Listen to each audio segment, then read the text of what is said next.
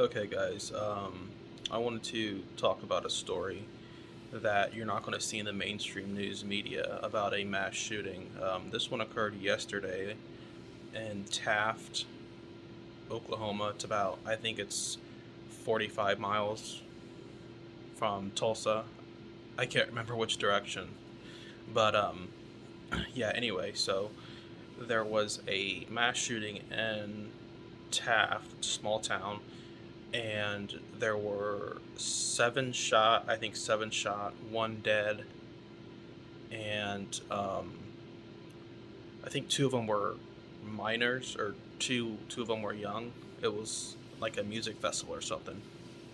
So obviously with the renewed um, topic of gun violence and mass shootings, the thing that's missing in the mainstream media is the talk about, obviously this is, I mean, anybody who sees the violence across the United States sees this, but it's the violence that's happening every day, and like Chicago and LA, things like that. It's the mainstream media wants to focus on the mass shootings that happen at schools, which it's terrible, obviously, because it's supposed to be safe in schools. But what we have to do is talk about mass shootings everywhere. Anytime there's a mass shooting, anytime there's gun violence, it needs to be talked about. I need to see the same energy from politicians and gun right, or not gun rights, from gun control advocates. I need to see the same energy, like every time there's mass shootings. Don't just cherry pick. Oh, we're gonna choose this shooting to cover, and because it happened at a school, or oh, we're gonna choose that shooting because this one was a white guy. You saw they dropped the story very quickly about the guy in, it was Brooklyn, the subway, the guy who threw the tear gas and shot a bunch of people, and it turned out he was like a black guy. So that story got dropped really quickly in the mainstream media. So just be consistent. That's why people don't trust the mainstream media. That's why people hate the mainstream media. They have an agenda that they want to push about, white supremacy and all that. And yeah, is domestic terrorism an issue? Yeah. Is white supremacy an issue? Yes. I mean, should it be investigated if there's these extremists and these radicals that are white supremacists or other groups? Yeah, it should be. But you have to have the same type of consistency with all mass shootings. Just cover all. If you really care about gun violence and you want to stop it, then um, you need to be advocating for safer streets and more laws when it's not getting close to election time, or when it's not just a high profile mass shooting. And then I'm going to add some things, and I'm kind of going to reiterate, like, from my last video. um, I do think that the law should be federally, you should have to be 21 to buy any type of firearm. And the reason I say that is just because, it's only 3 years from 18 to 21, but your brain's not really even fully developed until you're like 25. So if we can, prolong, some of these people, let them grow and mature a little bit, because if you're 18, you're not fully mature, and, it gives you a few years.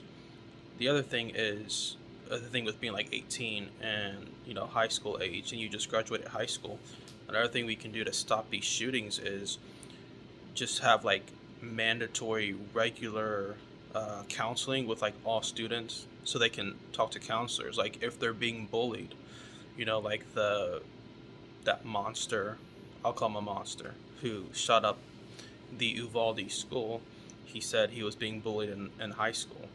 So I don't know what that has to do with elementary school kids. I don't know why he had to kill them. If anything, why wouldn't he just kill the people that were bullying him? I mean, I'm not advocating for him killing anybody, but why would he kill elementary school kids? So There needs to be regular conversations and wellness checks for kids in high school to see if they're being bullied and to see what their mental state is.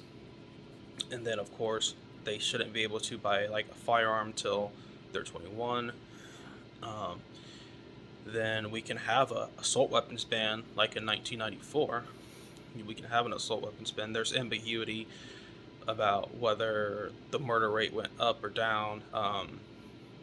Some people kind of interpret it however they want to interpret it based on preconceived um, notions of gun control versus Second Amendment advocates. So it's kind of, some people have already made up their mind depending on what side they're on. But I mean, just strictly looking at data, um, you can see that gun violence under the assault weapons ban was trending downward. Red flag laws is another thing. If anybody is, has a violent, outburst or any type of questionable activity where they could potentially be a risk to somebody, then that's where red flag laws come into place.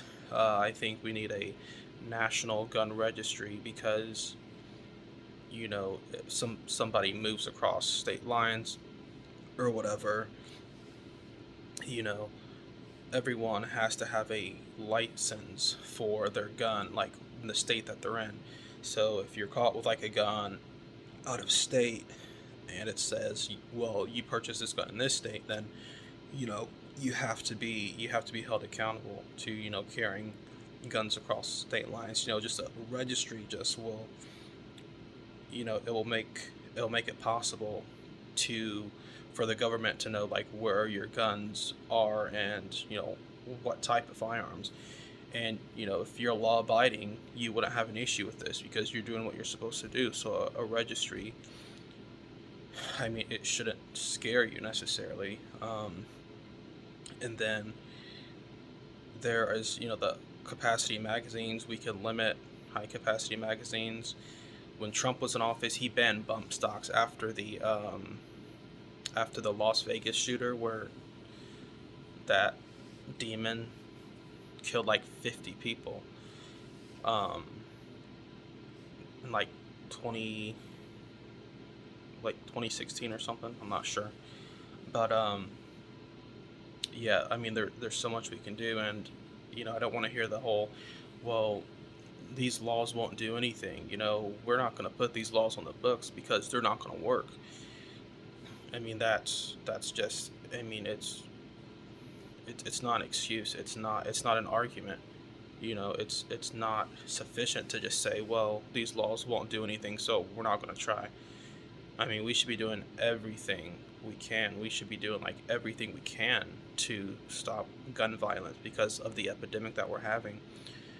Just saying, oh, well, it wouldn't have stopped this, or the laws aren't being enforced already.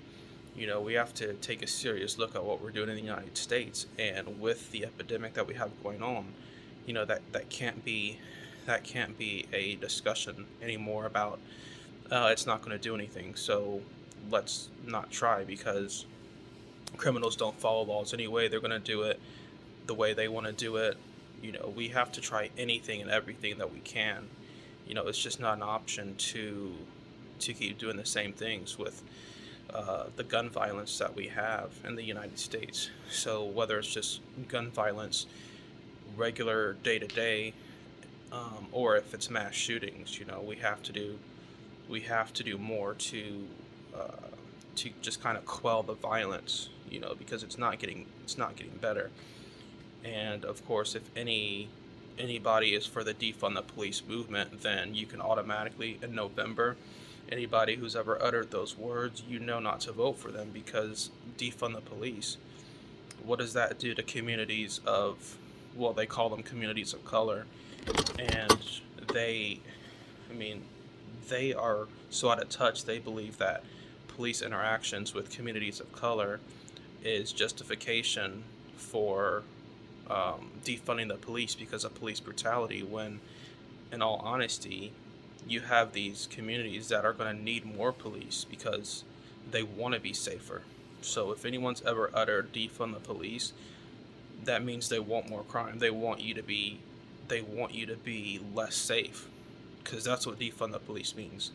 There's no other way to interpret it. If you defund the police, you're cutting funding.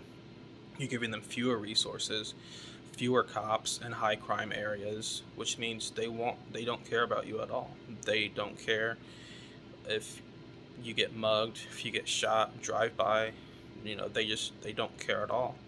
So if anyone wants to defund the police, anybody who has ever touted that idea is, that they don't care about you.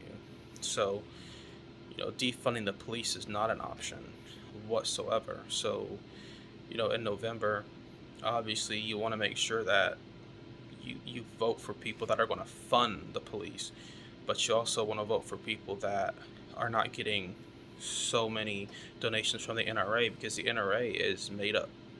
Most of their funding comes from gun manufacturers like, Colt or Smith and Wesson or Armalite. That's where most of their funding comes from. It's not coming from like membership, from just like normal citizens. So obviously they have an incentive. So if they're funded by the NRA, they have the incentive to not pass gun legislation that is going to limit the amount of guns sold. So you don't want to vote for those people. And then you don't want to vote for people that defund the police. So, look at people's donations and look at their stance on, those issues, as well as all the other laws that they're proposing, and then, make an informed decision. But, we've got to do something about gun violence, or, no, these kids aren't going to grow up. It's just going to keep being, the same thing day in and day out, with people just getting killed, gunned down indiscriminately. So basically I just want to give my stance on that and reiterate some of the stuff from my last video. And yeah, it's sad what's happening, but we can do better, and we've got to at least try to put some practices into place. No matter, even if it's a 1% chance that one life could be saved, we can at least say we tried, we did it, we made the best effort. So that's my opinion on gun violence and what we can do to try to decrease it, and so we can get back to some type of normalcy in the United States.